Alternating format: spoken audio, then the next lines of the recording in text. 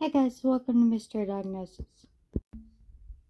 When she came out, she was purpley looking. She looked kind of swollen a little bit, and not pink like you think they're gonna come out. And shortly thereafter, they took her out of the room and didn't really explain a whole lot. I didn't know exactly what it was, but I did sense that something was different with this birth than the first one. The next morning, the doctors tell the Bonfigs that there's something wrong with the baby's heart. So they were gonna bring her to another hospital that had a pediatric intensive care unit where she could be watched. Finally, on the echocardiogram, they see the problem. Nicole has a congenital heart defect. Her aortic valve is misshapen and could block adequate blood flow to the rest of her body. The doctors decide to monitor her heart to see if the valve does indeed start to malfunction. Her valve had functioned pretty good. Things just weren't right. I weighed her every day at home, and she was gaining, a little bit, but only a couple ounces. She couldn't feed more than 5 minutes at a time. Feeding was wearing her out. I think it's a genetic condition. She's dusky when I feed her. She's feeding all the time. I said, and these are all signs that you told me of signs of heart failure. The I think it's cardiologist a tells Natalie syndrome. that it can wait until their next appointment. But Natalie can't wait and immediately makes an appointment with a new cardiologist. Tests come back. It's bad news. The results show that Nicole's aortic valve has gotten so narrow that she could go into heart failure any day. And he says she needs to have open heart surgery and she needs to have it this week. What they were going to do was perform what's called an aortic valvotomy. They take a scalpel and they go to the little opening in this valve and they make that opening bigger. The operation is over, and the surgeon has good news. He said, I believe it was very successful, but we still have to monitor her and see how well she does. Nicole's aortic valve is now the size it should be. Good. The doctors tell the Bonfigs she may need surgery again when she's older, but for now, Nicole has a functioning heart.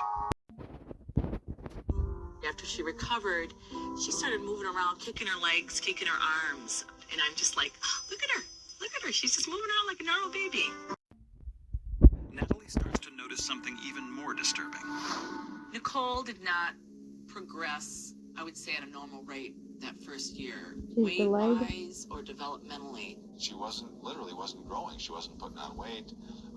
She wasn't very tall. At the age of 6 to even 8 months, she still looked like a newborn baby. Nicole couldn't even really sit herself up till about 10 or 11 months. And she would go to the doctor, and they kept saying, well, it was because of the open heart surgery. That just set her back that much more. Did have a high arch to her roof of her mouth. It's Turner syndrome. The results of the karyotype come back. I made a call to Nicole's home, initially spoke with her father, and she had a chromosome problem called Turner syndrome. Turner syndrome affects 1 of every 2,500 girls. Normally, girls are born with 2 X chromosomes in each cell. Turner girls are born with only 1 full X chromosome. This means there is a large portion of genetic information that they just don't have. These missing genes caused all of Nicole's health problems: her heart defect, ear infections, and stunted growth.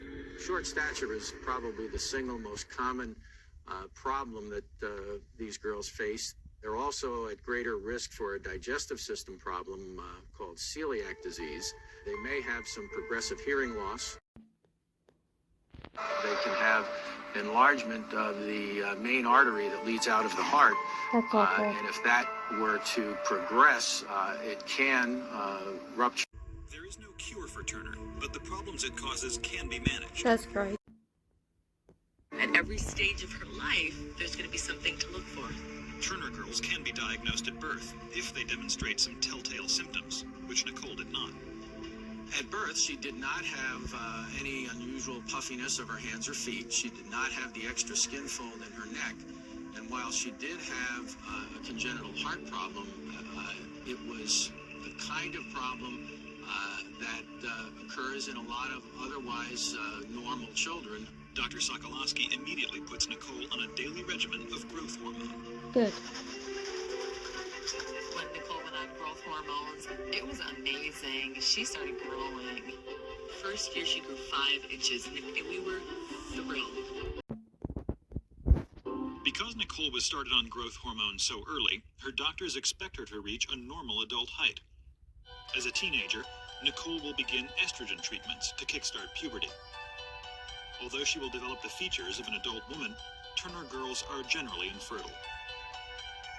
Probably the hardest part of all this has been having to tell her that she has to adopt children. Because it's hard to tell a little girl that. When I told her, she had a couple questions and she was kind of like, okay. She Good for accepts her. everything very, very well.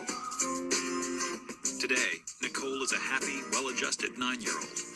Something that makes me different is I'm a little bit shorter than some people, but it doesn't make you too different from everybody else.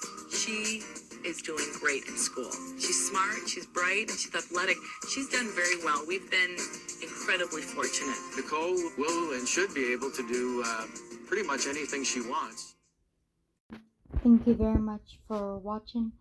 Make sure you hit the notification bell to know when I post a video, because sometimes YouTube doesn't send them out.